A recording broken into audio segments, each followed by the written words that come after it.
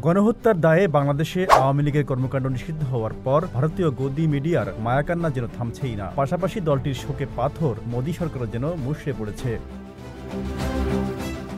সংশ্লিষ্টরা বলছেন, ভারত এই অঞ্চলে তাদের আধিপত্য হারানোর পর থেকেই নতুন স্ট্র্যাটেজি নিয়ে সুনির্দিষ্ট কোনো পরিকল্পনা নিতে পারেনি। উপরন্তু পাকিস্তানের সঙ্গে যুদ্ধের শোচনীয় পরাজয়ও তাদের পেছনে ফেলে দিয়েছে। এই অবস্থায় বাংলাদেশ নিয়ে এক এক সময় এক এক ধরনের কথা বলছে মোদী সরকার ও তার গদি মিডিয়া। রাজনৈতিক বিশ্লেষকরা বলছেন, সম্প্রতি ভারতের পক্ষ থেকে যত দ্রুত সম্ভব বাংলাদেশে অংশগ্রহণমূলক নির্বাচনের আহ্বান জানানো হয়েছে, কিন্তু তারাই যে আওয়ামী লীগকে দিয়ে পরপর তিনটি নির্বাচন বিএনপি জামাত সহ বেশিরভাগ রাজনৈতিক দলকে ছাড়া করিয়েছে, সে বিষয়টি তারা বেমালুম ভুলে গিয়েছে। আওয়ামী লীগ নিষিদ্ধের পর এখন তারা মাঠে ছেড়েছে ইনক্লুসিভ নির্বাচনের নতুন তত্ত্ব।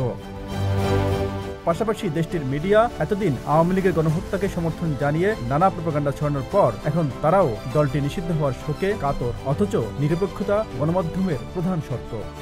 Z news, Dhaka.